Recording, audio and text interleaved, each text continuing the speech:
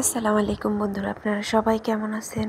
আশা করি ভালো আছেন। তো এখানে আমি চাউল ভাজা করে দেখাবো। তো এর জন্য আমি সিদ্ধ চাউল নিয়ে নিয়েছি, ভাতের চাউল।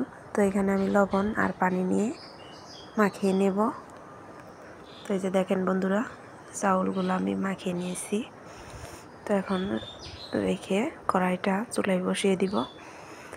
তো এবার আমার কড়াইটা গরম হয়ে গেছে, এখন দিয়ে দিব চাউল। তো বন্ধুরা, আমাদের এইখানে বেশ কয়েকদিন ধরে বৃষ্টি হইতেছে।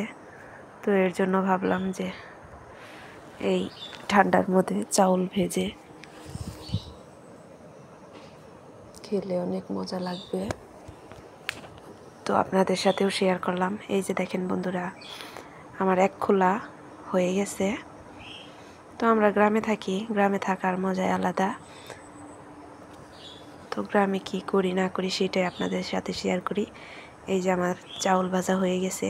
এটা আপনারা তরকারির সাথেও খেতে পারবেন, আর মরিচ পেঁয়াজ দিয়েও খেতে পারবেন বানিয়ে। তো বন্ধুরা, আমার ভিডিওটা যদি ভালো লেগে থাকে তাহলে অবশ্যই আমার চ্যানেলটা সাবস্ক্রাইব করবেন।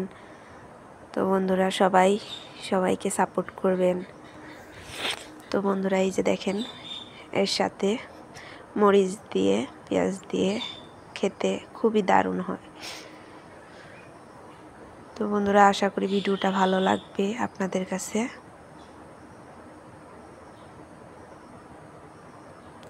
এই যে দেখেন বন্ধুরা, আজকের ভিডিওটা এই পর্যন্ত। আল্লাহ হাফেজ।